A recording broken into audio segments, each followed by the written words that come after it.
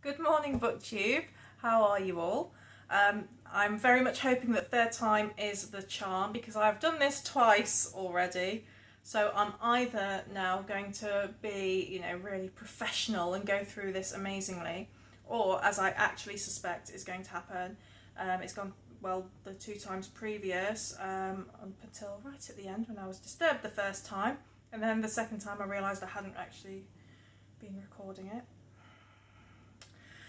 So I suspect now that I'm probably going to start stumbling over my words and everything, as per usual. So this is a wrap-up video for the month of February. I'm just getting my first one up for you because I don't have it here, so I'm just getting you a picture again. So it is going to be a short video. I only read 3 books in February. It wasn't the best reading month for me. So I'm going to go from least favourites to favourites. Now, my least favourite was The Harpy by Megan Hunter.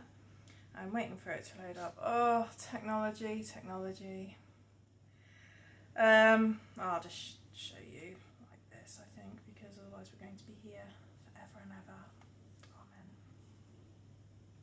So anyway, The Harpy. It is about Lucy and Luke. They are married with 2 children.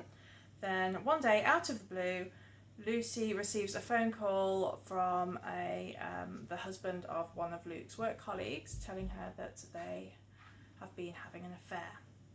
So Lucy's privileged, happy life comes crashing down around her ears, but she decides to stay with Luke.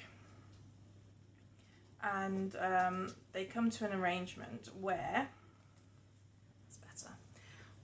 she is, in payment, allowed to hurt him 3 times in ways that she sees fit and at any point that she chooses, so he won't know when to expect it.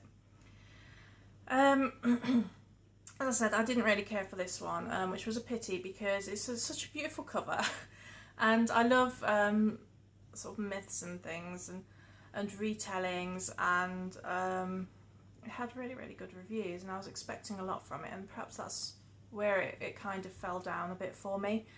But the writing itself was really good. I can see why people do like it.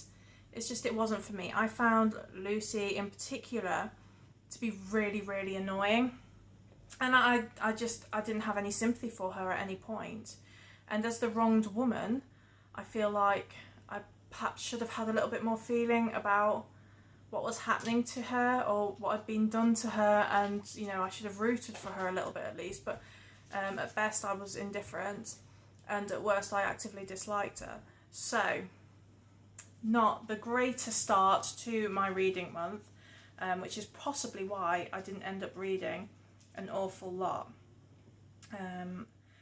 But my next book was a lot better. So next I read Reaching Down the Rabbit Hole, Extraordinary Journeys into the Human Brain by Dr. Alan Roper and B.D. Burrell. Now this was an interesting read. Dr. Alan Roper is a neurologist in a big Boston hospital, and it's stories, like case stories taken from his last 5,000 years of doing his job, and it was really interesting, the different things that can happen to the human brain and how that can affect your behaviour, how it can affect you physically in unforeseen ways, and how it affects your lives, how you and your loved ones would deal with that sort of thing.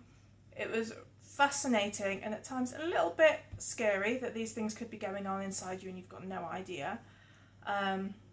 The tone was really conversational and very accessible, so if you aren't familiar with like medical writing, or you're new to the subject and you just have a passing interest, it's a really accessible read. The downside was sometimes with his tone, it was a little bit, he came across a little bit narcissistic at times. So like you felt like he was often saying, I am the most compassionate doctor that you could possibly ever see in the history of forever, and I am the most knowledgeable. You know, it's a bit like that, which grated at times, because he might well be the best neurologist in the world, but just tone it down a little bit. You know, when you're talking to people, you don't come out and say that. And what else? There was something else I was going to tell you about this one. No, gone. Done it too many times. It's gone. Never mind. Yeah, I gave it 4 out of 5. Oh, that was it. Yeah. Also, something that did great was if a patient came to him and it wasn't a physical problem, so they perhaps had some kind of psychological issues, I did find that he came across as quite dismissive and almost ridiculing these patients, which also irritated me somewhat. But yeah, otherwise, really, really good book, and I would recommend it to anybody interested in the subject. So, there was that one. And then finally, my favourite book of the month, and I'd be very surprised if this doesn't make my top 10 this year, was The Midnight Library by Matt Haig. Oh, honestly. Yeah, Midnight Library by Matt Haig. I loved this. I gave this 5 out of 5. So, this follows Nora Seed. Now, Nora has suffered from depression for many, many years. And she has a particularly crappy day. You know, she loses her job and her cat dies and her best friend doesn't answer her text message, and she's just generally feeling alone and like things are not going to ever get any better, and she decides to take her own life.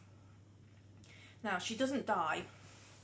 She's on the brink of death, in the sort of in-between state between life and death, and she goes to the Midnight Library. And the Midnight Library is full of books, like an infinite amount of books for the infinite amount of lives that she could have lived had she made different decisions. And these could be the smallest decisions as to, you know, whether she had tea or coffee one day, to massive life-changing decisions of should she have gone for a different career. So, she is given the opportunity to pick books from the shelves and to live those lives and see if there's one that fits her better. But the moment that she feels any real disappointment in that life, she is taken immediately back to the library. It was so interesting. I loved it. I loved seeing what she learned from each life. I found it really life-affirming, and you know, it's just a nice little reminder that it doesn't matter where you are at whatever stage in your life, as long as you are alive, you have options. And it was really wonderful, and I loved it, and it did affect me in a very real way, which I might talk about at another point. What should I tell you now? Well, I actually I decided, I'd been thinking about it for a while, about going back to university to do my masters, because I'm not happy in my work, and so I decided to do it, and I applied for a place and I got offered a place, and I'm going to uni. Woohoo! So yeah, there's that, and partly it gave me a last little shove, so that is really, really cool and awesome and lovely. So that is all that I read in the month of February. This month is shaping up to be a lot more readerific. Oh, I'm not doing it again. I'm not doing this video again just because I use stupid words. So yeah, I'm back into reading in a big way now.